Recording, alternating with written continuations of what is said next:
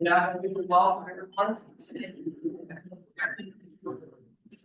Welcome to council, staff, and the public. It's lovely to see and feel the energy in council chamber.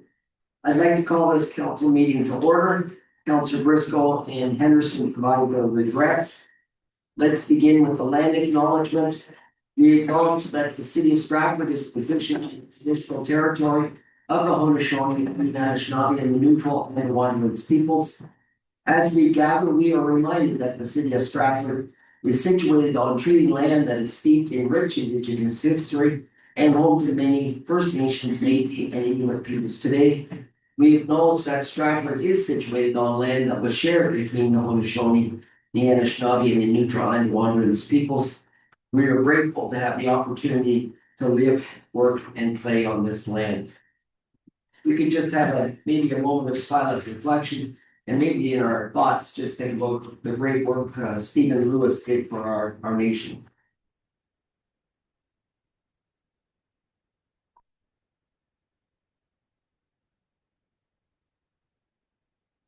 Thank you. Please allow me to share the Respect in Stratford statement. The corporation of the city of Stratford is committed to providing quality service to all members of the public, council, and our employees. Our goal is to promote a safe, healthy, respectful, inclusive, and positive environment. We have a responsibility to treat people with respect by creating safe and respectful spaces. It is the city's expectation that all present will be respectful. Madam Clerk, I'll turn the meeting over to you.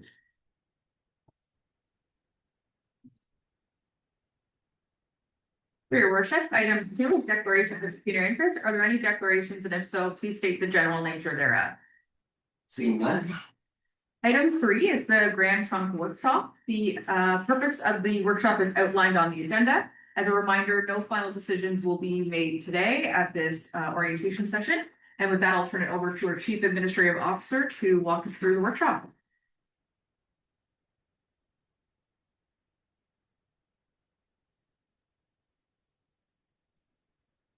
Perfect. Thank you, Mr. Mayor, Council, members of the public. So yes, this is workshop 3 of our 3-part series. What the intent really today for you, Council, is a continuation of us providing you some further information. Today, we're going to talk a lot about the financial information side of things. But really, it's your meeting. I'm going to do probably a lot of talking today, but I do want the council to ask questions, walk through. Got staff here prepped as well, ready to answer any questions that may be as we go through. So, we'll get kind of started. So today we'll talk a little bit about the debrief. We'll get into the long-term financial plan, which is a lot of what I talked about last meeting. We talked about the idea, the concepts to move forward, and then how we wrap that into the city's long-term strategies and what is it that we can truly afford as we move forward. Can we afford investment into this site or some other investments that we have to do as we move forward? And then we'll talk about where we're at with the recommendations that you'll be seeing over the next few weeks as we kind of go through this process. So again, the workshop series that we've kind of held here over the last couple of months was really just taking the work that the ad hoc committee has done over the last couple of years, moving that forward, bringing that work to council's attention, summarizing it in these 3 kind of workshops, and giving you the path forward so that we can move forward from kind of that higher level view and get into the weeds and getting the details to move parts of this project forward. So workshop 1, again, we talked about processes. How do we get projects like this to market? We've heard from some experts on that front. And I think that's super helpful for council to hear, but also for us to hear. And the concepts here is that these projects always take some time, especially for a city of Stratford, which is not a large city, not a large resource base. It does take some time to get these projects to fruition. And again, and also talk about the history of the project, where we've kind of come and gone. And I think and the mayor noted it in his speech this week, is that we have done a lot on the site. It is contributing to our economy, to our community, and now we're making decisions on how does it continue to contribute in which ways. So the idea today is we'll continue to have this conversation, and then on April 20th, we'll have a special meeting with council where we're going to allow all of our delegations to come forward and speak about their thoughts on where we're at, where we're going. We'll have a report prepared for that meeting so that there's something that the public can certainly talk to. And then at the April 27th meeting, we'll take that report from the 20th and put that as a formal report to council. And council, you'll have your opportunity at that point to make your best decisions, recommendations of what next steps truly look like and give that direction on staff.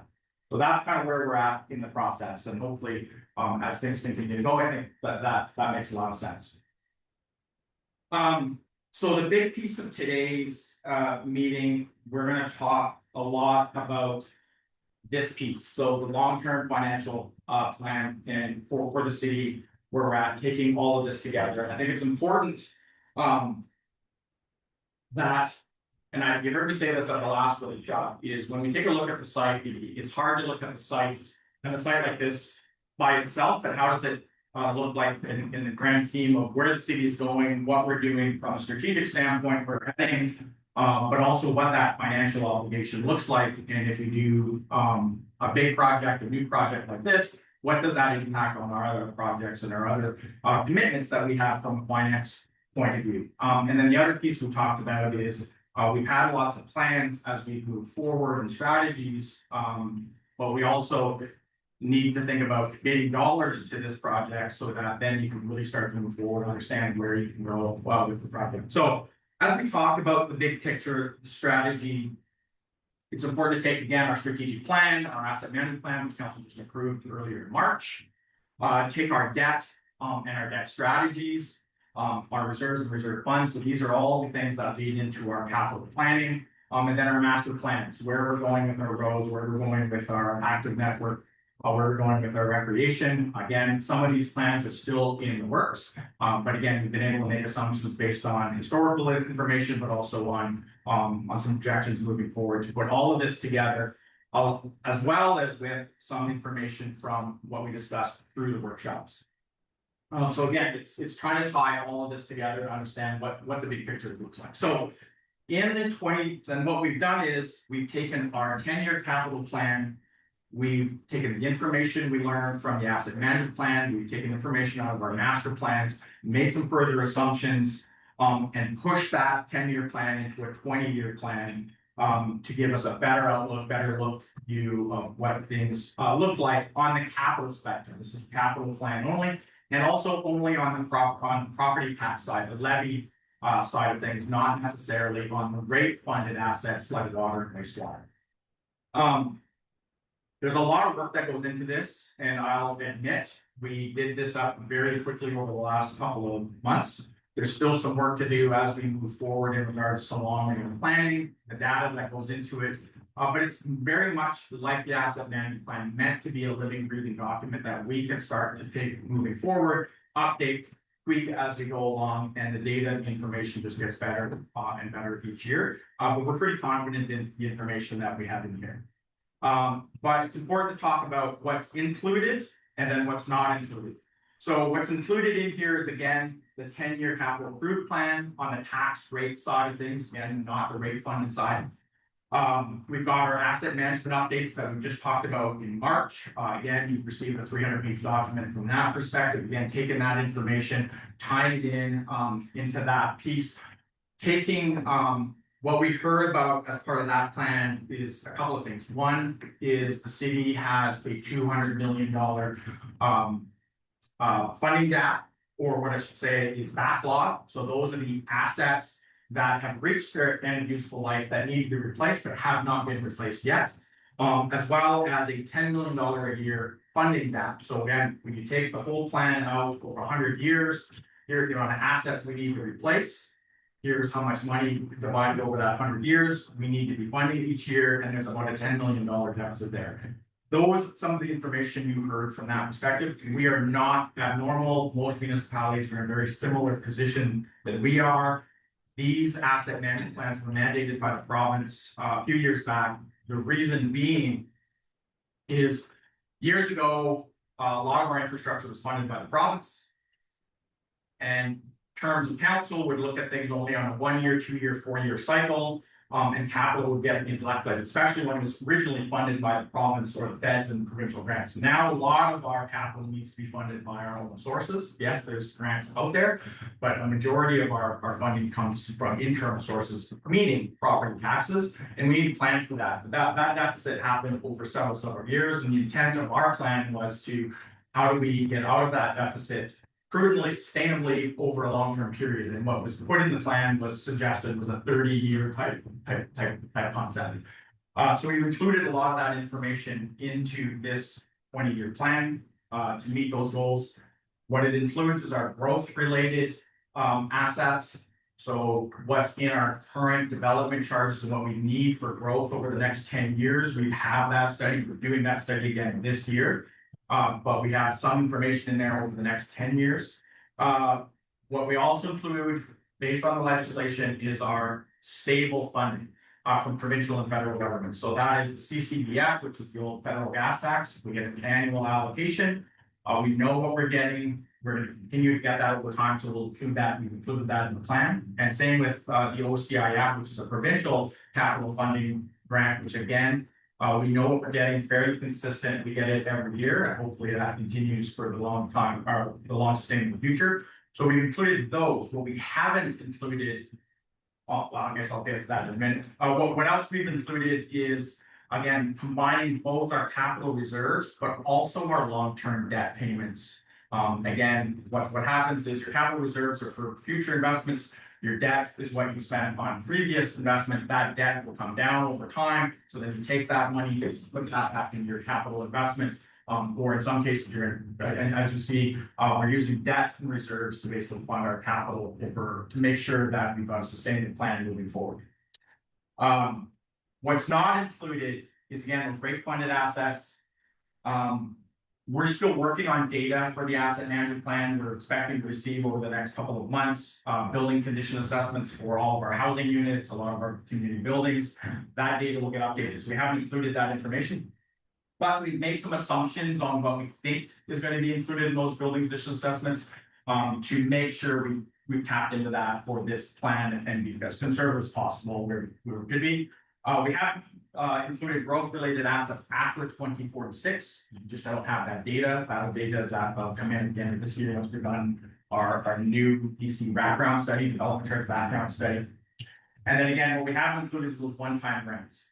So because a lot of there's a couple of granting streams that we just receive annually, but most of the grants out there for infrastructure are based on a competitive process where we put in an application, you compete with the rest of the province for the or Canada, and sometimes we get those grants, sometimes we don't. Over the last few years, we haven't necessarily been as successful as we'd like to be. But again, we haven't included any grants or any assumptions of grants one time or otherwise in the rest of that plan. We haven't necessarily put the full impact of climate action plan. It hasn't been monetized. We put some assumptions in for that, but certainly it's not fully embedded into the financial plan. The idea is we continue to make those improvements over time.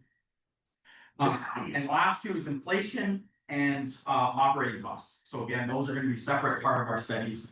And then the inflation, again, is something that we work on as part of our annual budget process as well as we move forward. So everything in here is based on 2026 dollars. And Council, please feel free to ask questions anytime as we go through. There's going to be a lot of information here, a lot of talking, but happy to dive into it in more details as we go through. So what does this kind of all mean and what's in the plan? And again, there's a lot in here, basically summarized hundreds of pages of documents into one slide, which I'll get into in a minute. But here's some of the highlights. So the assumptions we've made is we're going to use both debt capacity to fund future reserves. Debt comes down, reserves go up, reserves come down, debt may go up. Either way, we're trying to balance that out over time. We've assumed a $1 million a year tax levy for capital purposes. And I'll dive into that a lot more as we go forward. We've assumed 4.5% on interest rates for debt. We've assumed $20 million in police station upgrades that are necessary over the next few years. And then for the GTR specifically, we've included $15 million of net what the city needs to provide in 2027/2028, and $10 million in 2030.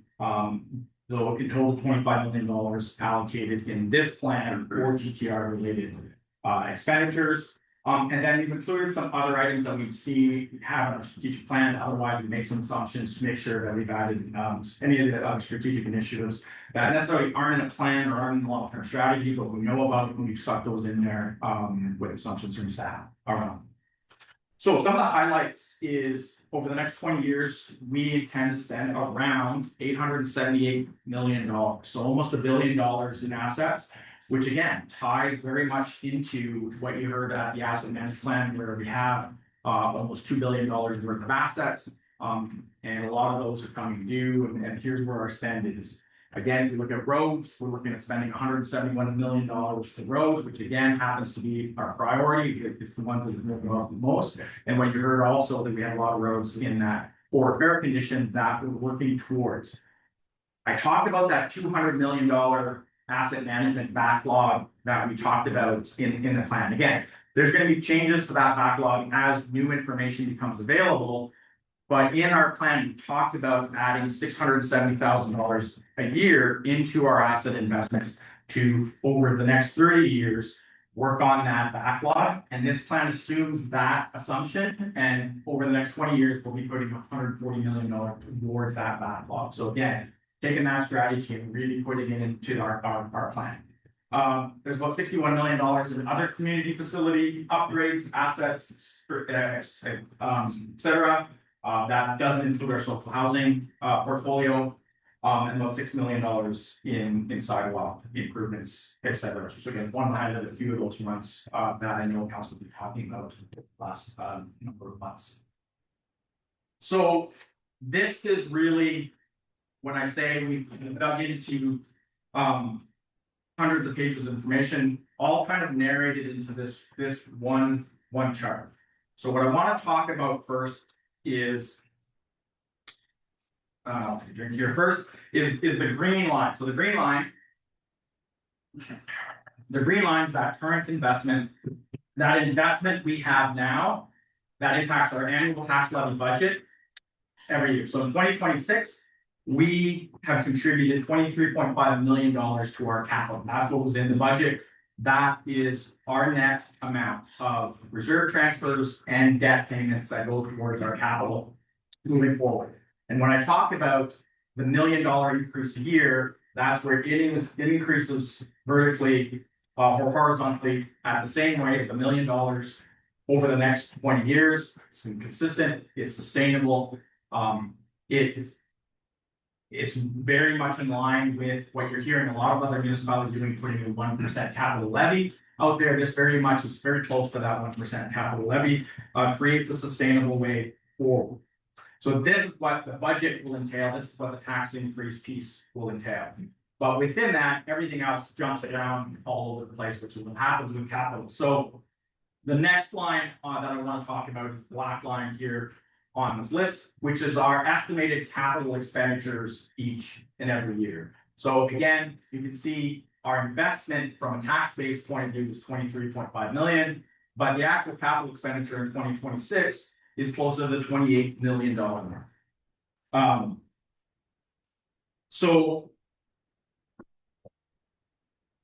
Sorry, that's closer to the $36 million.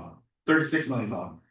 And then jumps up considerably. Hit 2028 again, because we've included those investments we just talked about, comes back down, wiggles around, comes down, and then jumps significantly as we get closer to that 2046 piece, based on our data, based on our asset management plan that we have today. But the point is, if we can fund our capital based on the green line, that reduces the ups, the downs, the tax changes as we move forward. And that's the intent of what the asset management plan is supposed to do, and what we've been doing by building those reserves using our debt moving forward. So with that said, the blue bar is our capital reserve balances. So again, we start here at about the $26 million mark, comes down substantially to bottom out around the $4 million mark in 2032, then starts to creep up again over time. We build up quite significantly when again we're spending less and paying down more debt. And then we'll spike back down again once we have to use those large reserves to hit those large capital expenditures. On the flip side, using our debt, you can see we have a large increase in our principal, which is the red bar, go up in 2028 when we have to borrow money for police station for GTR type assets. And then that was dip up and down as we go, but continually come down as reserves come up. Again, this is kind of the cycle of life of our assets, right? As our assets get older, we're going to have more reserves. And as our assets need to be replaced, we're going to replace those assets. You're going to have less reserves, but more debt. And that's kind of the cycle of life. Again, there's 30 some odd thousand assets we're talking about in this plan. And everybody's got every one of those assets has a different life cycle. But that's the general philosophy as this plan moves forward. And that's how we taken a look at how do we add in the GTR site and what we can afford in context of everything else the city needs to look at over the next forever. But we chosen a 20-year timeline, which we thought was a reasonable timeline that we can probably estimate, probably put numbers to that we're confident in. This will evolve and change over time. Obviously, as you get further out, these numbers are likely going to be plus or minus a little bit more. And again, we'll do some things to tweak some of this. I'll talk a little bit more about this risk over here.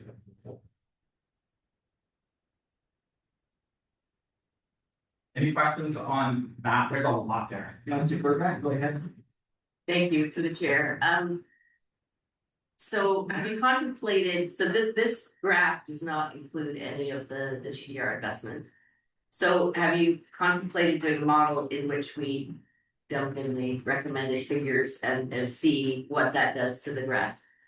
We've done, so it includes $15 million in 2028 and $10 million in 2020. So then that GTR is a part of this. Yeah, and what we did, we played around early with some modeling of moving that number to a $50 million number. And really everything stays fundamentally the same here. It didn't show us other than where this blue reserve transfer goes, it starts to dip underneath and gets us to a point where we're not as comfortable with what that looks like. And so again, the idea was we chose numbers that we thought were reasonable for the investment, but also reasonable in this chart. Now, our treasurer will tell you or tell me, I'm a little concerned about 2032. That gets a lot lower than what we'd like it to see. And again, we'll have to mitigate that as we move forward if this is a recommendation that we move forward with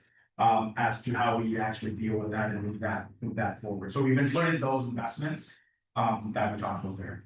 Thanks. And just as a follow-up, so I just was thinking, and that was probably more the last slide, but the changes in development charges and how that's going to affect this guesswork, because it's unclear to me exactly what is going to happen with the development charges as we roll forward. So through the mayor, so just so everybody knows, the province and the federal government have come forward with a plan to invest into housing. But those investments include investment into the infrastructure that will create housing that municipality needs to spend money on. As part of that announcement last week was in order for municipalities to be able to access those funds, you will need to decrease your development charges by 50%. So there's actually a call right now with AMO that I'm not able to be in around what's happening, and there's at this point no information and no regulations. AMO is providing some information around to the province on how this can be administered.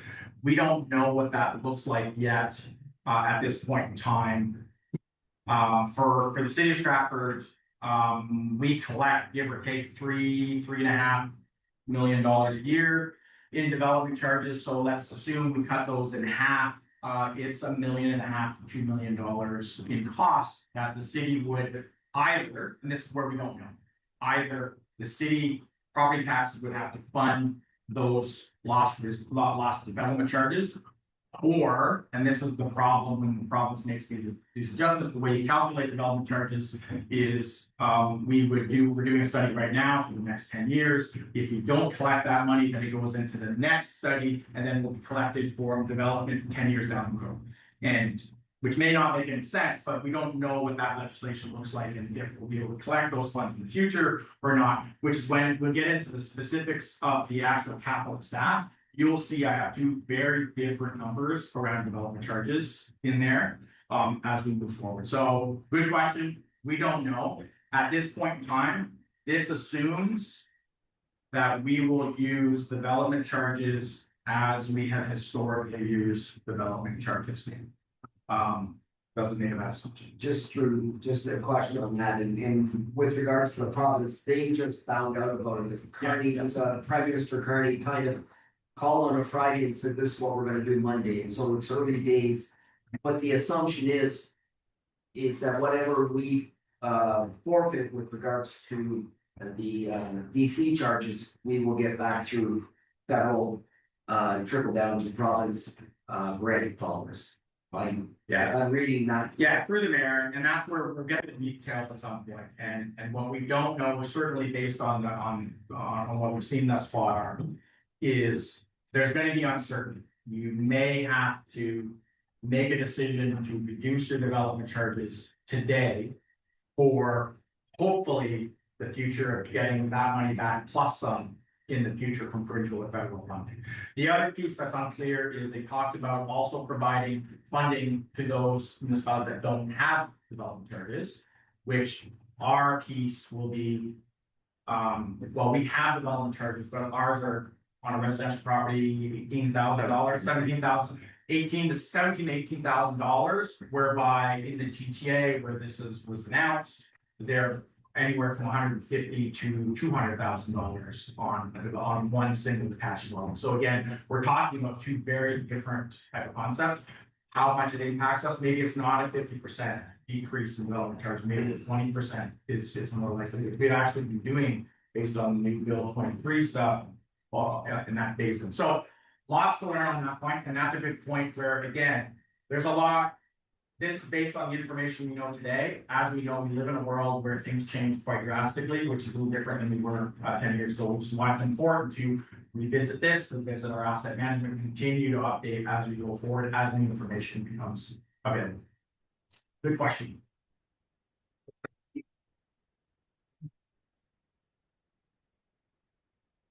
So, this didn't really turn out the way I was hoping.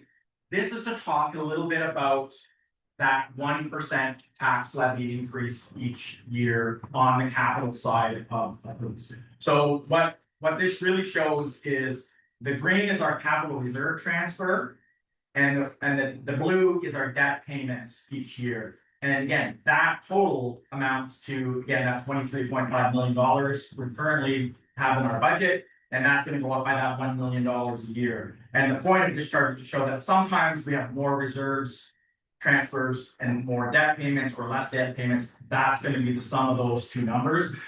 It's not quite as dramatic of a change based on this chart as can be seen. The line at the bottom is to show that that's consistent $1 million a year. Again, just to put in perspective, in 26. It wasn't $1 million increase, it was a $1.18 million increase. In 25, it was a $3.2 million increase.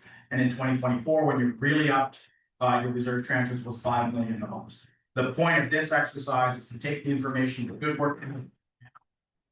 And what this proves is you've done a really good job of catching up where you needed to be. Now we're at a point in time where we see this to be a little bit more consistent and keep that tax levy at more, at least from a capital perspective, at a more steady, sustainable rate instead of up by again these numbers up and down each year. And that's the point of the exercise here today, just to kind of put that in perspective.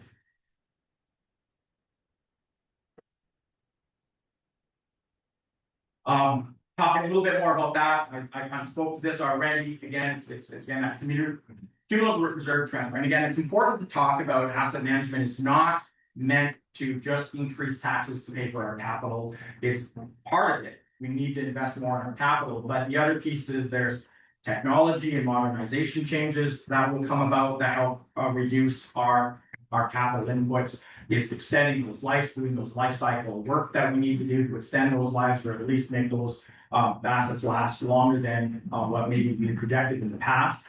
But again, you can also adjust those priorities as we go forward. If we need to reduce that $1 million to something else, then we need to look at the whole plan and what comes off. Where do we invest less money? Is it on roads? Is it on capital buildings? Is it on something else? Again, all can be tweaked as we go forward, knowing that you need to look at the long term. Tweaking or making a significant change in the service level, let's say for the roads, doesn't happen overnight. That takes some time to do as we move forward, as it's been to basically put more money into our roads. But it'll be impacted by, again, capital costs are going to go up, going to go down. Inflation is going to change, the debt interest rates are going to change, one-time funding and grants. Again, the point is if we start getting millions of dollars in one-time grants, does our contribution then get tweaked down, right? Those are assumptions that we can't make at this point in time, but will impact the actions. And then again, those changes of strategic priorities as we move forward. But to put it in perspective, I did this chart, changed nothing else around the data with the exception of instead of $1 million a year increase, let's do $500,000. And what does that do? And you can see it has a significant impact on where your reserves will be or would be based on the assumption that we made in this piece. The reason for that is that's a cumulative amount that gets reinvested in capital each and every year, and starts to be quite significant as you move forward. Again, it would be that much more extreme if that increase was basically nothing zero. So it is an important piece of this puzzle, whether or not that number is $1 million, $1.2 million, $1.8 million, or 800,000 as we go each budget. We'll tweak that as the new information becomes available. But that $1 million number seems to work really well with where we're at today and really ties in nicely to that 1% capital levy that seems to be a standard out there that people are going with from a municipal standpoint to deal with their asset management plans, which again was nice to see work out in regards to our plan. One of the questions you're going to have likely is, okay, Andre, that's great, but you're basically putting debt way up and reserves way down. What does that look like? What does that mean? So let's take a look. So we just took a historical look at the last 10 years. To see what was happening there. And again, you can see while it's been a lot more condensed and our reserves have been fairly steady and increased, you can see we've had large debt amounts in the past. They've crept up, they've come down. So again, the model remains the same. We're not doing anything dramatically different, pardon the pun, dramatically different from what we've done in the past, but it is a little bit more extreme, taking a look at some of but because we have some very large expenditures that we're looking at in regards to the Grand Trunk project and a police station update that we've included in the plan that wasn't necessarily our asset. I don't think we've done here. So again, it shows that. And then on the flip side, where I showed you before, we have these large expenditures at the back end of this 20 years. And then a large increase in our debt, not to where we are today, but it does create a large increase and bring down the reserve transfers quite a bit. What happens if you have 2 or 3 years of those large capital expenditures that are required? So again, taking our data from our asset management plan, you can see in 2046 here that big spike in expenditures. And immediately following, you can see we have 4 or 5 years of lower expenditures, which again, you'd be expecting to see a spike again in 2051, and then a really huge spike in 2053. Now we're getting out quite a bit of years. The yellow happens to be our social services housing assets. They all came to us at one point in time, and then they'll basically, based on our current life cycle, they all end their life at the same amount of time. As we get new information, you'll find this whole yellow line to be spread across several years, and we'll be able to manage that specifically as we move forward. But again, the point of showing you the before and the after to show you, even we looked at a 20-year period, which is a long period of time, it doesn't, it's very consistent, and I think it still shapes up to be a pretty good plan, pretty good solid recommendation, and takes a little bit of the risks out from what we looked at. Again, when I looked at obviously that last 20 years, okay, what happens after that? What do we need to worry about there? That we need to think through. But that's the important thing we need to plan, is that if this was, see right here, when you look at these two large increases almost back to back, we're going to want to start planning for that in 2035, 2040. We need to know that's coming, and you need to start planning ahead of that. And that's the point of these type of exercises. I won't speak too much. You've all spoken about the annual repayment limit. It's the amount of debt that we're allowed to take on as a municipality. It's based on our revenues, and you can basically put out 25% of your net revenues in debt payments. All that is to say, even though we look like we're going to take on a substantial amount of debt, we're well within the $19 million a year that the 2023 limit, that would have gone up since 2023, allows us to be.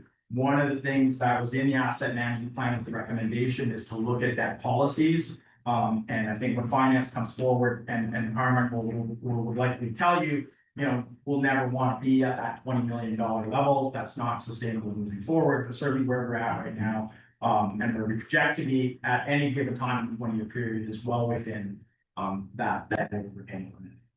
Because all we want to talk about. That question gets asked all the time. So that's a lot of financial information. What was important to this conversation to help council guide us as you make a decision on an investment, what might that impact moving forward? If we make an investment today on the Grand Trunk site, will you not be able to make an investment on something else tomorrow? Again, what we'll try to put is all of what you have on the table now in all of our plans, including the GTR at a certain number. And we think it's a sustainable plan, it makes sense, and you can afford what that is. But it also shows that it does put us, again, there's some risk in there, and you can't go much further than what we projected in here. Again, hopefully there's grant funding and there's other things that help this plan moving forward. But right now, that's really what shows from a grant scheme perspective. We good? Okay. So now specifically looking at the community facility, and when we say community facility, we're talking about the library YMCA joint building. Is we talked about last meeting, one of the options where we've got some estimates, last the estimates from is using the current site where the YMCA is now, adding the library into that site for a total of 70,000 square feet, give or take. For around the $50 million mark is what that number looks like. We talked about that last meeting, a little bit more detail. We'll have a report on our website on specifics of this costing as we get into the next meetings. The next option was taking that facility, building it standalone on the site at 100,000 square feet. What does that look like? And that costing was $65 million. We looked at that over two different areas within the site. And then the third option that we costed out was same thing, putting a new building on the site, but 70,000 square feet, so we can fully compare that with the renovation piece, which again is around that $47 to $48 million mark.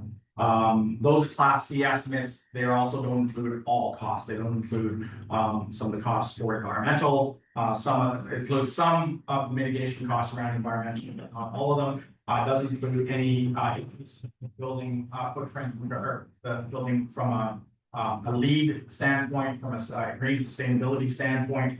And again, some of the site servicing is not fully included as well. We'll see in our estimates later. We bump that number up a little bit. This was just in here for a reminder. But then the point is, okay, Andre, you're talking about a $50 million to $70 million bill, but you've only allocated $15 million. How do we pay for the rest of it? So what we put together is this is what we think the lower end of the capital stack looks like. So City of Stratford puts in $15 million. YMCA, and again, I'll caveat this by the YMCA has not brought anything forward to the board. This is based on conversations we've had with our partners. and estimates that we come up with. All of this would be narrowed down into our MOUs, et cetera, if we decide to move forward. But if the YMCA can commit $10 million, Stratford Library can commit $4 million, development charges at around the $2 million mark. We know if we have childcare spaces that we talked about in that property, there's at least $1.2 million we can access. And fundraising in the $5 million mark gives us revenue of around $37 million, 37.2. If we put the capital need at $55 million, what that is essence $50 million, plus we've added 10% for, again, allocation for some of these other costs that maybe not included in that Class C estimate. And obviously inflation that happened over the next year or so. Then we have a funding gap of about $17.8 million. That's a little higher than we'd like to see. And that funding gap, we'll talk about what we can do to work on that funding gap. On the flip side, if we use the higher end, and this may be quite aggressive, but it is not necessarily outside the realm of possibility, is again, city's 15 million. What if the Y brings in 15 instead of 10 million? What if the library can bring in an extra million instead of the 4 million, but the 5 million? Development charges at 10 million. That's a massive number. It is the number that we put into our development charge study that we did 5 years ago. It probably is not quite reasonable that you can reach the 10 million based on limitations of what you can charge with development charges, but it's a number you can probably get really close to. But again, it's very risky in the sense of what we're hearing about around development charges, et cetera. Moving forward, the point is that is a possible option depending on some factors. 1.2 million again in that grant funding, and then what if fundraising went to 8 million versus 5 million. Now we're sitting at 54.2 million. Obviously the math doesn't work here because that should be $800,000 in regards to what that number looks like. So point being is we're not that far off depending on if we can get somewhere in the middle of these two, and then how do we fund that that potential gap, right? So again, if there are opportunities for federal provincial grants, is there opportunity for the Green Municipal Fund, which is a fund that would fund $10 million in loans up to 15% of the capital costs in grant if you build a green building, which again was highlighted to our action plan, et cetera. Again, adds to the capital costs, but there's some opportunities there. The federal government just announced this week their funding program. Part of that is continuation of the community, or formally the gas tax. So we'll continue to get that. They're going to have a provincial stream where they're going to partner with the province. The province will come out with some programming around, again, investment in housing, et cetera. And then they have the as well a direct to the federal government application stream, which really talks about the community buildings. So there, the timing is right as well in regards to this, where we're at. Again, is there? Oh, sorry, but on the previous slide where you were laying out the money, you had spoken earlier about an additional 10 million from the city for 2030, and where does that 10 million fit in? So our assumption on the additional 10 million was, is that for community building? Could that be for the superstructure? Could that be for the future of the rest of the site? We just wanted to put something in there that made some sense. Again, and again, if you remember, the $10 million in workshop 2 was if we just want to put the superstructure in some sort of form or fashion that is not going to deteriorate, be usable from an open space perspective, and that's kind of that. So we don't have any other thing attached to it. Thank you.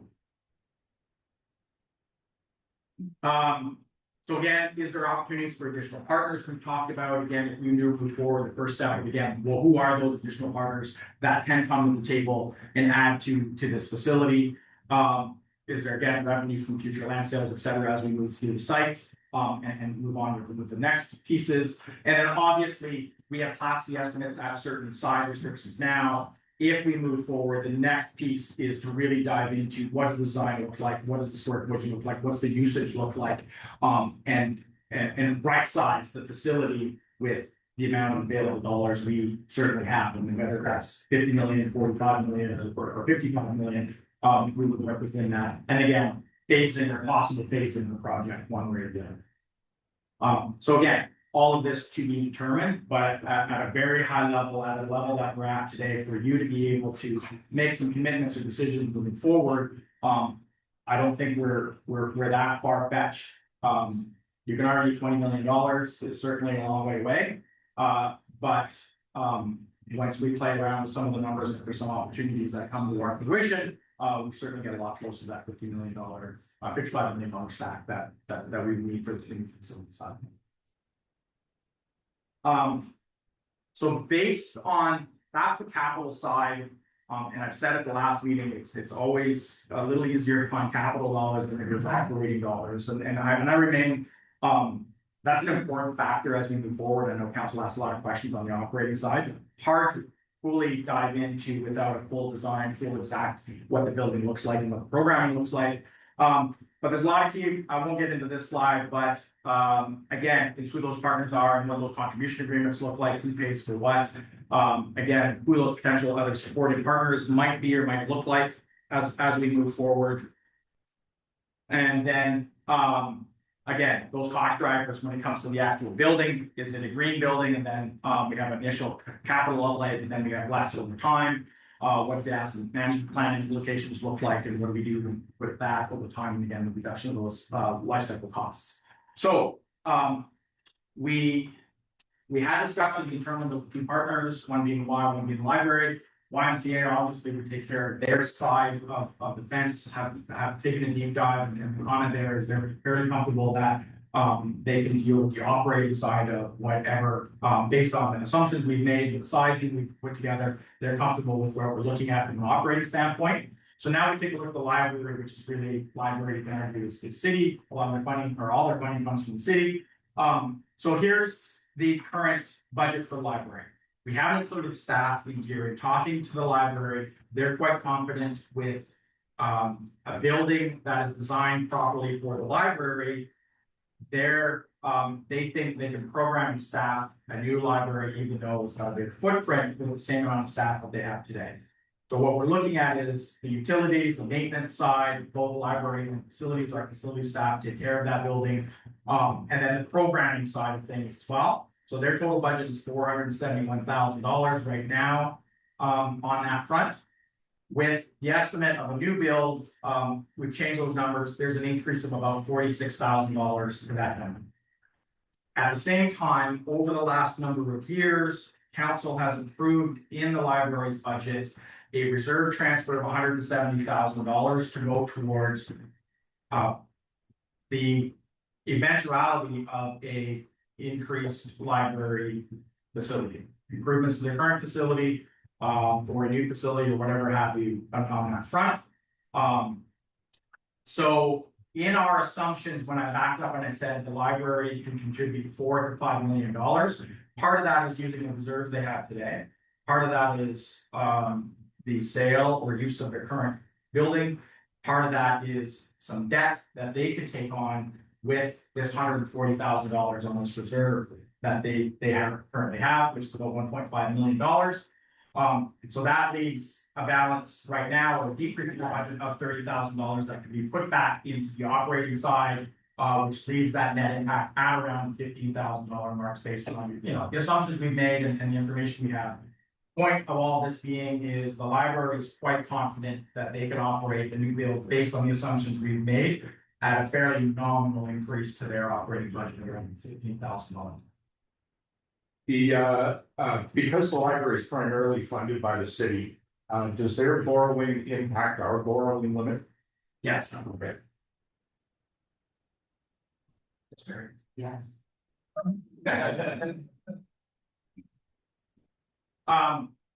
So then comes the asset management side, and forgive me, this slide is a little bit complicated. The left-hand side is, I went to asset management, I said, okay, you have this size of building, this cost. What would you recommend for the facility from an asset management point of view? What we need putting aside each year to properly do the life cycle costs and have enough money in there when we need to replace that building to properly replace it. So concept is over the first 10 years is maintain a reserve of about $100,000. From years 11 to 25, that reserve transfer should be around $200,000. And after years 25 to 50, it should be around $750,000 a year one. So you take that into perspective, going back and using the same assumptions we've made in the full long-term plan that we devised is right now we currently transfer $73,000 a year for the current library. So we're very close to that original number that we need. And if we use a debt strategy that uses debt that we pay the same amount of principal each year, but the debt, the interest portion comes down each year. So as you have a large principal, you're going to pay a lot more interest. As that principal gets paid down, your interest payment comes down each year. And in this case, that interest payment will come down by about $28,000 a year. So then you take that $28,000 a year, that goes back into the reserve transfer. The point is, over time, you're going to put $28,000 back in that reserve, which then you're going to start to meet these numbers over time. And by year 2025, that debt will be fully paid off. So you're going to gain $675,000 in interest payments back in the reserve, plus the initial principal payment of $600,000 will be available to put back into not only this asset, but the rest of your asset management assets as we move forward. Again, this is the type of strategies we're going to start talking about around all our facilities, how we kind of view this moving forward to make sure that we're putting enough money aside to meet with the capital now and the capital later. And the advantage of a concept like we're talking about, and it's hard when you put it over 30,000 assets, but the concept is you also have the taxpayer paying for the assets they're using at the time in which they're paying their property taxes.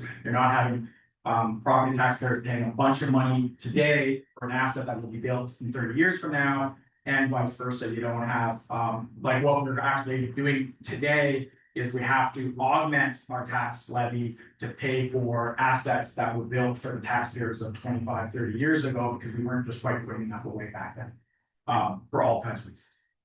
So that's how we're proposing to deal with the asset management, the life cycle costs that are technically operating costs, but they come into our operating budget of that facility. So let's say now we're good to go. We need to move forward, and that's the point. Like I said before, is instead of working at 30,000 square foot, high. Now, if the decision is made, we're making this investment, we're moving forward, what needs to happen over the next 12 months? Now we get into, and I talked about this last meeting, now is where the real work starts of us diving in, and our partners creating those partnerships, formalizing those partnerships, having the people in place to do the studies that we need to do around either LEED or what the design looks like, where the property is going to go. Is it really could be a renovation? Is it going to be new? And I said before, is it in the superstructure? That's still an option that certainly can be talked about as we move forward. But all those decisions, the partnership agreements, who owns the building, who owns part of the building, who operates the building, what happens when certain things break down, all of those agreements, what the fundraising strategies are, what the exit strategies are, what if the Y wants to pull out, what if the library needs to pull out for whatever reason, how does that work? Having all of that buttoned up over the next 12 months or so, along with more costings and full design. Now, I say that makes a lot of sense, certainly with provincial and federal announcements. We may try to get a lot of this work done a little quicker than this. If the go ahead is to move forward, we certainly want to get in front of the problems with that sooner rather than later, which means the more shovel ready you are, the better chance you have of getting funding. Now, I will say the federal government announcement earlier this week said shovel ready means Class C estimates, which we have. Again, not necessarily on the exact thing we want to do, but we do have a good starting point on that front. So that's good news. Then how do we get this work done? This is kind of, again, the good news story is we have partners that are ready and able, that have already ramped up. The YMCA is ready to have resourcing and start to assist with funding that operational component of this. The library is ramped up on their fundraising side of things. So again, and then again, you remember we have about $300,000 in our budget for the Grand Trunk to move this forward as well. Part of that has been spent on a lot of what you're seeing today. But again, how to resource this scope of work, and it's really putting together that working group of tri-party and with other parties that might come forward to do that work as we move forward. Which leads me basically to the general recommendation that you'll see is contribute, formalize the contribution of $15 million, formalize the partnerships through new MOUs with both Y and the library, and then undertake that work that I just talked about in 12 to 18 months to bring something back to council that then you can start to see final decisions on. But this allows us to really dive into the details of the work that we need to do to get something like this done. So that's the community facility side. Councilor Brogan, go ahead. Thank you for the chair. It's a question about partnerships. I'm glad to see that the MOU with the library will finally be coming forward. But I'm wondering about where there's an opportunity, possibly if there are other groups that would like to become partners. Where's the opportunity for them to jump in? How does that work? Through the mayor. So in our initial conversation, we certainly know of a few partners that are interested. And we also know there's probably other partners out there. What we've talked about to date and what Stratford has seen other places do is to put out, in essence, an ROI or RFP that says, hey, here's where we're at. Council made this decision. We are now in this planning stage. If you want a partner and you have certain pieces you can bring into the table in regards to funding opportunities or funding partners, or works within what we're trying to do based on a vision we talked about at the last council, then let's talk about that. And again, one of the things we talked about at last meeting was we may not be able to build 70,000 square feet or 80,000 square feet, but if there's another partner that makes sense that needs 5,000 square feet, and they can fund that portion of it, whether through capital contribution or rent, then that allows us to maybe build a smaller building, a building that's right size for us now, even though we don't need it today. And then in 10 years from now, we have the opportunity to take over some of that space for our own purposes, or depends on how you get it. Depends on the partner, depends on their needs, depends on our needs. But that's the concept as we move forward. The other piece, obviously, strategically, is if we get the right partners, that certainly brings the right provincial and federal dollars to the table as well. Councilor McCabe, go ahead. Through the chair. First of all, thank you for presenting all of this information, incredible amount of information for us. Could you speak a little bit to, there's two components. There's certainly been announcements regarding provincial availability for funding some new community spaces. You've mentioned the federal part of that. So it seems like this is the right time to move on that because of that being available. The other part for me is the ownership model and the use of the development charges. Could you speak to how the city could structure something so that we could get more, it would be available to themselves of more of the development charges to fund the facility? Sure, through the mayor, I'll get to speak up if I get something off here, but so the way development charges are developed is we have a current service standard. So let's say for recreation facilities, we have 100,000 square feet of indoor rec facilities, and we've had that over the last 10-year period. Moving forward, because we're growing at X rate, we're going to require another 20,000 square feet of building space. Therefore, you get the way that service standard works is based on population growth estimates, based on your cost estimates. As long as the new growth can fund the same amount of that per capita 100,000 square feet that the current residents have, you can build that into your next development charge study. And that's the development charge you collect, knowing that you're going to have to spend an extra, let's say, $10 million on that 20,000 square feet of recreational space. And we've done that. We do that study every 5 years, and we've included provisions well, for the library specifically, we knew we were gonna need an update to the library, we put that number in there, which is where that $10 million number comes from. The problem is that $10 million number, there's not enough service standard amount to fund that $10 million we will recruit over the next 30 to 40 years. We won't necessarily have that available today. So what you do is you build that into debt, you put the debt payments to that, and DCs end up funding part of your debt, and that's how you kind of keep it going. And we're doing that with the with currently the arena. So when we built that arena 4 years ago, we're still collecting development charges on that capital bill. Right? So what happens with development charges, you collect a bunch up front and then you collect a bunch at the back end, and that's why you continue to do these plans every 5 years. The government changed that to now every 10 years. And to make sure that the numbers, even though we go up and down. On the recreation side, we the city don't own a pool. But if we enter into partnership with the YMCA to fund a portion of their pool, and we enter into agreements with them based on those agreements, that you're operating the pool on our behalf. Now can we tie some development charge dollars to that? And the point is there's some opportunities there.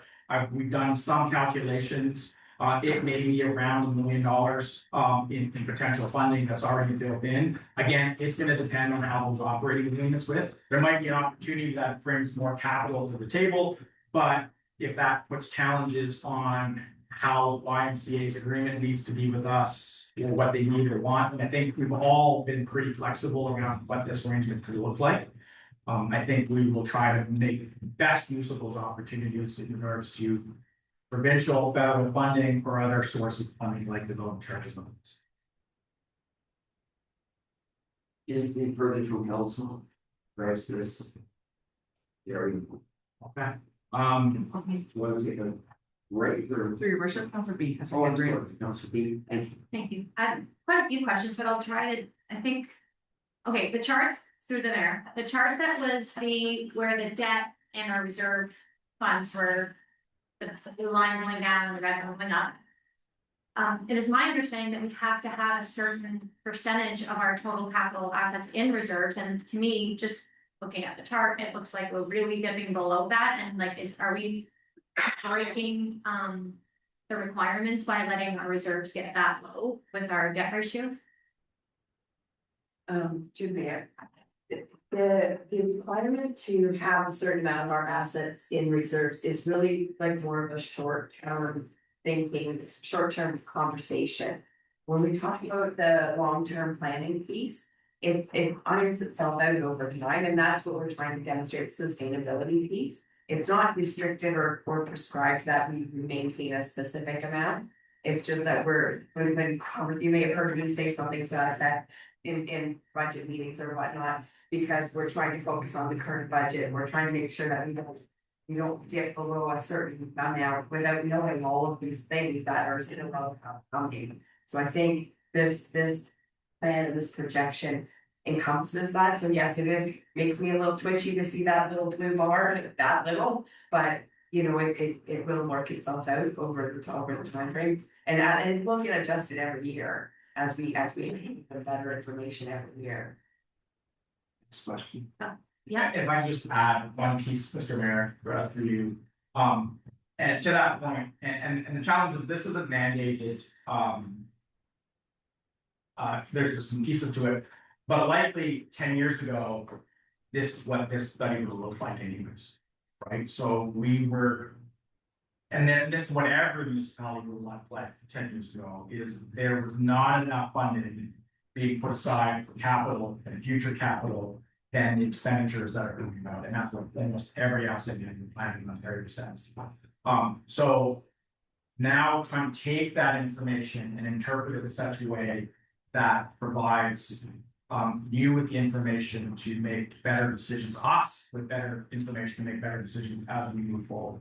Now, the assumption was, wow, yeah, we're going to be in rough shape, but the province is going to have a grant, and we're not going to do this asset until we get a grant, and that's why, again, we postpone. And what's happened with that, of course, is You have an asset on the books that you need to spend, let's say, $2 million on, you wait for a grant, and this has happened, probably Taylor can speak to this, we wait, and all of a sudden, we're not gonna get a grant, we have to do that asset, and that asset now is $5 million, which is $2 million. But it's actually caused us more grief waiting on provincial grants than just doing the work that we need to do. So, good question. And we agree that this gets pretty tight, but it also makes, the other piece I'll touch on a little bit here is what this also allows us to do as we move forward is now that we know what we think those minimum balances are going to be, and this is where Power and I start to tweak these numbers, we can also take a look at better investment opportunities for the funds we do have in reserve. So you go to prudent investor where you know we're not going to need, let's say this line was straight across and we know we're not going to need $20 million for 25 years. Then you, as an investor privately, would invest in a more risky stock or whatever the case may be to gain more returns on that. We as municipalities can do the same thing. We don't because we don't have this. Now that we have this, we can start to play around with potentially better returns to fund those reserves over time a little bit better. Right now, we're gaining 3 to 4% on our investments. If we can gain, I know municipalities that usually prudent invest over the last number of years are getting 8 to 10%. So again, there's a little bit more risk there, but the risk is averted if you're out longer term. We can't invest now $20 million knowing we're going to need most of it in 5 years. We're going to go prudent investment. But if we can start to play around with these items to create a better flow with new information, using different strategies, Carmen has talked about borrowing from our operating reserves instead of borrowing from debt, doing some of that, then maybe we get to a point where we can also make more money now that we have a better plan. So, sorry, just want that. It's good. And then through the mayor as well, at your long-term repayment or the capital investment, I believe at the 25-year mark, you're starting to be $750,000 a year toward the capital reserve repayment. I think okay. Yeah. And then also with our $15 million and then the 10 million borrowed and repaid with that 1.5% interest rate.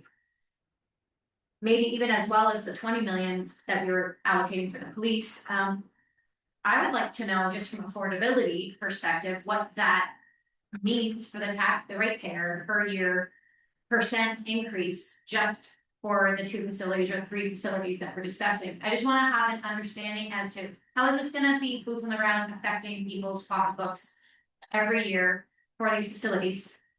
Even though I think they're fantastic facilities, I just want to know practically what that's going to mean. Yeah, and we've done it a little differently than that, looking at, again, the city, the asset management as a whole. So the idea here is this will cost taxpayers an extra $1 million a year on top of what we've already got invested in our capital but that includes all of our assets, including these investments we talked about. If we talk specifically to the $50 million investment into the Grand Trunk Community Facility, that debt payment is around $1 million a year. What we don't pay today. Having said that, regardless of if we don't go ahead with that, we do have on our books a need for updates to the library one way or the other and space needs. So you have to spend something somewhere. And that's the same with police. In actuality, in your long-term capital plan for the police station, you have a $30 million asset. We've reduced that to $20 million in the net price that we think is going to cost. So the point is, you could not do that today, but you're just pushing that issue to some point in the future. There's an argument to be made that you can just decrease that some level of service and not have further library services or not have further YMCA services or not have further police services, keep those the same as they are today. But I think the reality of what we're looking at and what we've looked at in our development charge study, what we looked at in the long-term plan, you're going to have to spend parts of that money one way or the other. So as a follow-up to confirm then, that million is approximately 1% of the levy. So you're saying that we could get these facilities for approximately a 1% increase per year. Correct. Yeah, let me back that up. based on this plan and based on, again, what we did include in the plan is provincial federal grants, with one exception, that being Grand Trunk site. So, we're investing 15 million, or we're presuming to invest $15 million, but if all the rest of it doesn't come to fruition, or there's no provincial federal funds to help fund whatever gap we have, then when I come back to you in a year from now, it might be, there's not enough money, we can only do this, or we need more money to put in the pot, or let's look at an alternative option, right? So the point is, I haven't included $50 million as the city's cost for a $50 million asset. We've included 15 million, and you can argue the 4 or 5 million from the city's cost. That's the way we structured this. Now that utilizes some debt that's coming off the books to help keep that $1 million as the $1 million number. Other questions?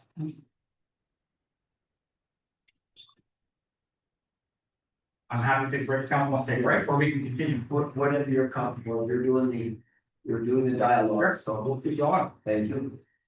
So we talked a lot last meeting about parking.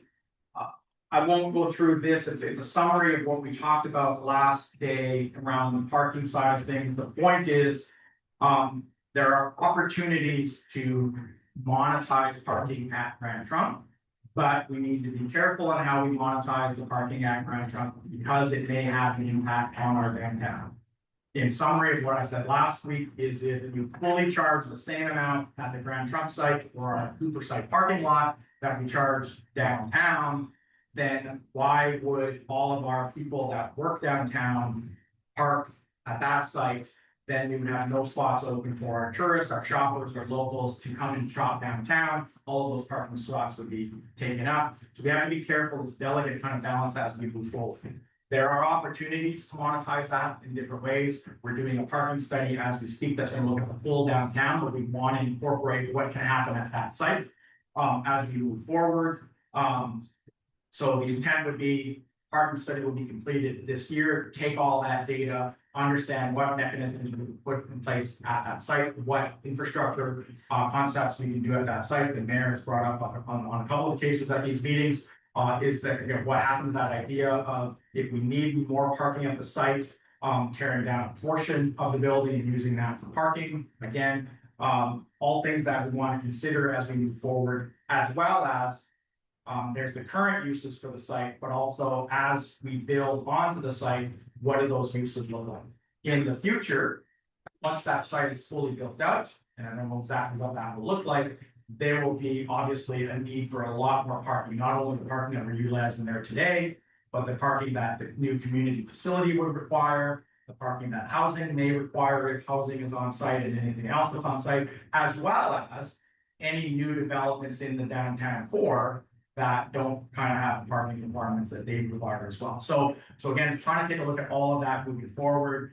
We, at a high level starting point, we just estimated by 2028, you could probably make $250,000 to $300,000 a year on the site, which really isn't a lot of money, but it starts to strategically monetize that parking and gets us to a point where in the future, you can certainly have that part of our whole parking structure and start to pay for itself. So again, the recommendation when it comes to parking is to integrate that into the parking study, which I believe the RFP is out and due today, if I'm not mistaken. Again, access system-wide impacts and future needs, and then return to council with that data likely by the end of the year. Sorry, through the mayor, the parking revenue is restricted by the municipal act, correct, to being used to supporting parking. So we could, for example, build a parking garage or something like that with the funds, but we can't use that money toward the Y. Is that correct? So through the mayor, so the way the municipal act is written is the municipality cannot charge for any services you provide to make a profit, but you can include the full cost of those that function. So parking, for example, what happens, and I'll use this side as an example, I talked about this last day, is right now, that parking lot, even though we're not generating any revenue off it, is an important piece of our downtown parking structure. And the parking downtown generates a lot of money. But technically, we should be paying the city for the use of that land for parking, which we're not today. So you can incorporate other costs, then administration costs and staffing, all of those things. So when you start to, so you don't necessarily make a profit on it, but we can build in enough administration and land use costs that does generate a little bit of income back to the city, or it helps pay the administration of that parking. And the same with water and wastewater, as we go through. But generally speaking, the municipal act restricts municipalities from providing a service and adding a profit to that service. Councilor, go ahead. Through the chair, I was a little surprised to see that the parking study is actually going to change because of the grant truck, because I think when I brought it forward last year, there was a lot of discussion around as we develop the Grand Trunk site, how it was gonna affect the rest of the parking in downtown. So I'm just getting a little confused that isn't already a part of the downtown parking study as we requested it. Through the mayor, and I believe it was, we just added a little bit more of the scope of that parking study. So I think the clerk's office had certainly that use in it. We've added a little bit more scope to ensure it fits within what we're from. Anything else?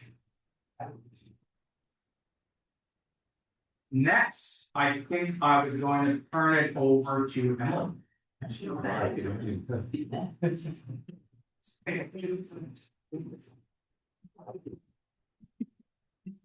Great, I'm gonna move on to the final component today, which is we're gonna talk about market sounding, which is our proposed approach for the structure, superstructure, meaning and housing. So really what we're proposing here is to have some conversations with the private sector to test investment interest in the Grand Truck site. And what we're really trying to understand is like what is a viable opportunity from a public investment or private investment perspective for the site. We're really interested obviously in mixed use and residential, and then we're also interested in what ideas are potential for the adaptive reuse of the superstructure. So the market sounding is going to look at both of those things. The way we do this is we really articulate the opportunity on the Grand Trunk site. Everyone in this room really is familiar with that. We know how important it is in our community and how amazing it is that it's adjacent to the downtown. We know a lot about some of the community priorities for that site. And most recently, the Ad Hoc Grand Trunk Renewal Committee articulated guiding principles. So we can really use that to frame the opportunity for the private sector. And really being able to potentially talk about this community facility as an anchor to the Grand Trunk site too, and the activity and vitality that presents on the site. So the approach here is to engage 3 to 6 experienced developers, those with experience in multi-phase and multi-use development. And what we're trying to learn from them is their level of interest in the kind of opportunity that we'll be describing for this site. And we're really trying to understand what's feasible in the current market. What kind of partnership structures work, what kind of risk are they willing to take on, and what to them do successful joint ventures or joint partnerships look like.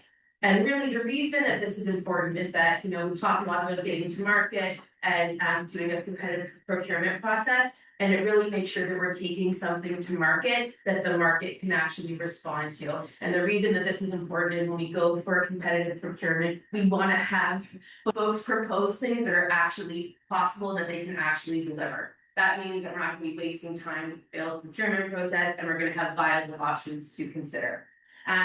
I wanted to mention too quickly, part of this approach is making sure that we've got the legal oversight and the procurement oversight, that we're not precluding participants in these conversations from the formal procurement process. So that's part of what we're thinking about. In terms of timing, we think we can launch this work kind of right away after council direction. This direction is proposed in the April 27th report. We can have these discussions with developers in the spring and early summer, and then come back to council with our findings in early summer. So what we're proposing here and what you see in the report on the 27th for recommendations is to proceed with the market sounding as I've described. We'll engage targeted partners. try to understand their insights, come back to you with a development approach and those insights in order to inform our next steps, specifically around competitive procurement. So taking components of this property to market. So and I'll keep it short for you guys. Questions? Go ahead. I think Larry was first, but. Oh, I didn't see Larry's hand, I saw. That's all right.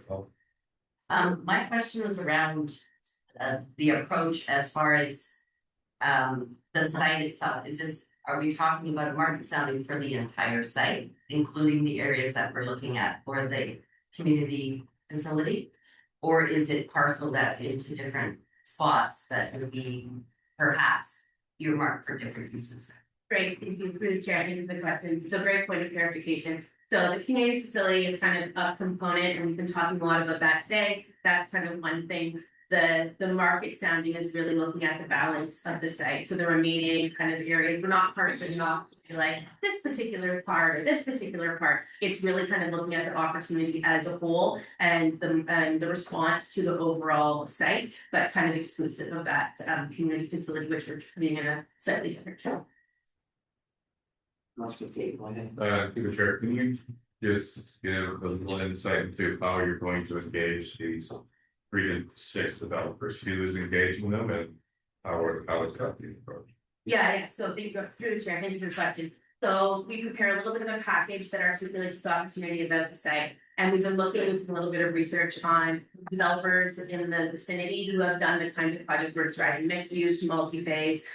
We have an advantage of having some really great insights, both from the team here and some of our colleagues in the region. So we're gonna kind of identify who we think might be developers who do these kinds of projects and who might be interested. And so we're really trying to focus on folks kind of in a larger kind of geographic region who are maybe potential development partners. So we've got a little bit more work to do to narrow that down, but it's using insight from our teams. And then we've also got some great advisors to folks from the advisory committee who are continuing to provide some expert insight. Other questions, Councilor? Chair. So part of the approach that we're talking about, as far as funding goes, was to look at the redevelopment fund, which is the federal funding. So are we going to go to the developer and say, you know, we would really like to get some federal funding for this, but it needs to be a green or a net zero or something? Is that going to be one of the criteria that we use and then we give to developers to say this must be part of your plan? Through the chair, I think this is exactly the point of these conversations, right? So we know some of the things that are important that have come out from the guiding principles. We've got things, design articulation from the master plan. So part of the conversations with developers in the private sector is to kind of say, here are the things that are important to us about this site. Here are the things that our community is trying to realize on this site. What's your response to that? Like, or how does that land with you? What is the viability and feasibility? Are we missing something? Is something else here that needs to be articulated? So the whole point is to get that kind of insight, and we're trying to do that before we start being really specific about like, we need proposals that do X, Y, and Z. We want to understand first through this process what's actually kind of viable and feasible from our perspective. Any other questions from council? Thank you. Thanks.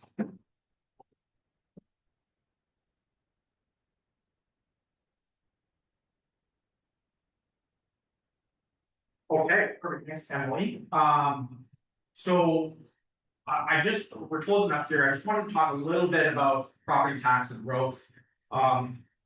Just because there's been, again, some conversations at council that, okay, well, our future, we want the fund or the site to be cost neutral in the end. And what's meant by that is, maybe there's investment in land sales on the site, but also more importantly, there's going to be future property taxation on the site. And I want to talk a little bit about that because it's hard to really identify what you use assessment growth, which is property tax, real growth, net growth on, and you can't necessarily identify that for one specific topic.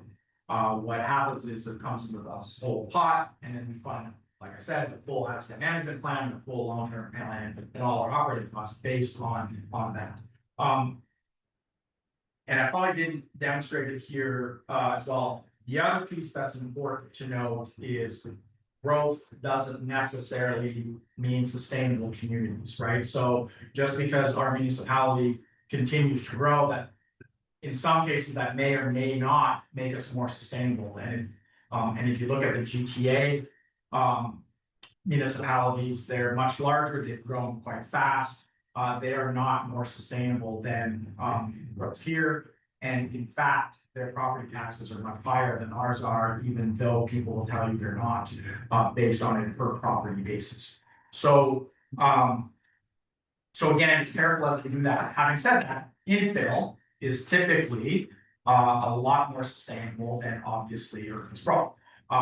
Because there's still some site development that would need to occur, but you don't have to build more general roads, you don't have to build more pipes, all of those things aren't required. And there's a study that I've sent over to Adam and his team that are working on the official plan from out east that shows the cost of urban sprawl in New Brunswick is around $4,000 per property, whereby infill is closer to $1,500 cost. So again, that does provide in a property like this, when you're doing some infill, even though it has some extra cost to it, will provide a surplus of growth funds to the property tax base, which then allows you to fund future assets. Whether or not that's fundamentally dedicated to this site is not necessarily the case, but it builds you a better tax base that adds to the sustainability.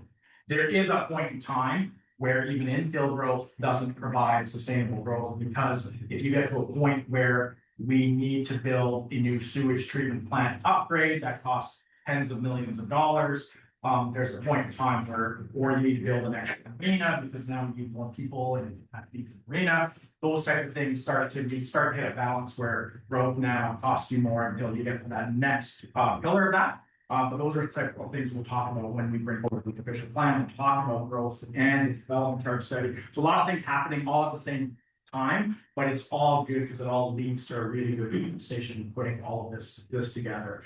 So again, I just wanted to put a slide in here. I won't speak much to it. Council's talked about this a lot. I just wanted to make sure we were aware that we won't necessarily take the property taxes from that property and apply it to this property, but it'll form part of the big picture that we're trying to show us moving forward. Just to comment on that, and I think it leads to a philosophical discussion where growth chases growth. And at some point you may need as a community to decide, okay, where is the best spot for us to be as a community to be sustained? Instead of continuing to chase, okay, I have to do this, and then next this, and it becomes continuous.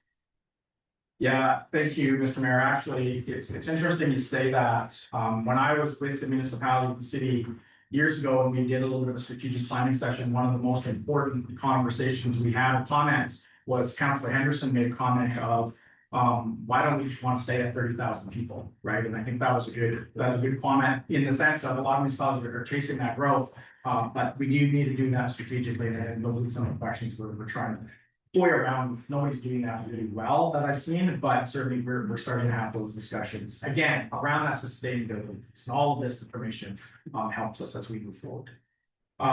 So lastly, here's kind of a summary of the draft recommendations that we'll be making. The idea is we're going to take, based on the conversation today, based on what we presented you, we're working on a report. Which will have these recommendations, at which we'll table a portion of that report for the April 20th meeting, so that our delegations have something to speak to. And then again, based on any conversations with that report will show up on your April 27th meeting for you to have a formal discussion around making your recommendations or providing staff with it for correction one way or the other as we move forward. So again, community facility is around the commitment of $1 billion from the property tax side of things, formalizing those MOUs, and continuing to undertake that final design and all of the other pieces of that puzzle. The parking piece we talked about, and then Emily just nicely summarized what we want to do moving forward on to market sounding, which then will come back to you with here's what we learned, here's what we know, and here's what the next steps look like in regards to that. So again, I already spoke to this closing. April 20th, or anybody that does want to delegate, we ask that you go on our website, there is a form there for you to register to delegate. We've already got quite a few people that have already registered. But we want people registered by, I think it's 10 a.m. on April 20th. For that special meeting, and then of course we'll have the further discussion on April 27th at that regular council meeting. At that point. And that's all I have from the formal presentation perspective. Councilor McKay, thank you. Just to, as far as the direction that you're expecting from council at that meeting, are we going to be looking at the siting of this community structure or making recommendations, or are we just? Through the mayor, so no, the intent here is you provide this direction, which allows us as staff and our partners to start now diving into, okay, we've got some information around what 70,000 square feet looks like, 100,000 square feet looks like, what a renovation looks like. Let's start really diving into the function form, what we can do, other partners, and the location. And going back to Emily's presentation on the market sounding, that may also add some sort of inputs into this part of the site, which is really lucrative for this type of private investment. So maybe that forces us to, okay, let's think about the community facility on this part of the site. So again, I think that will inform part of the site as well. Any other questions from council? Perfect. Well, thank you. I didn't have to see you, sir. Yeah, So today. So before we adjourn, I certainly want to thank CAO and staff for, the work and the information on a very rapid turnaround for council and allowing council then to have the information, quality data, so that we can make some appropriate recommendations for next step, and certainly appreciate that one. Thank you, Mr. Mayor. And again, really, I haven't done anything differently. We've taken all the work that the ad hoc committee has done, brought that forward to staff. Staff have stepped up and really put all of their input into where we're going to go. And again, it nicely falls all in place. And again, what we try to do is again, give you a reasonable amount of information, so that we can actually make a decision to move forward. And the challenge we all had when we met in October was we were dealing with this big thing that has numbers in the hundreds of millions of dollars if you fully plan out the 2008 master plan, for example. How do we dice that into something that we can actually make a decision on? That's what I said before. I said, I want you to make a decision so that it can take us from a 30,000 foot level to really diving in. And we're in a great spot because we've had some great partners along the way that really make that piece easy. But again, there's still a lot of work to do as we move forward. There'll be lots of decisions to make over several years on the site.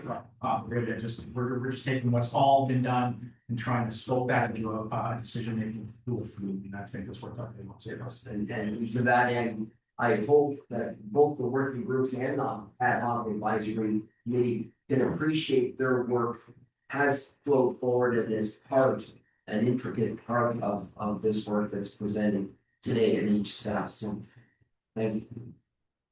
If there's nothing else, then I will look to the clerk. I will ask for a motion to adjourn. Moved by Councilor Niger, seconded by Councilor Burlak. All in favor? Opposed? Nay. And we are adjourned. Thank you to the public staff and council.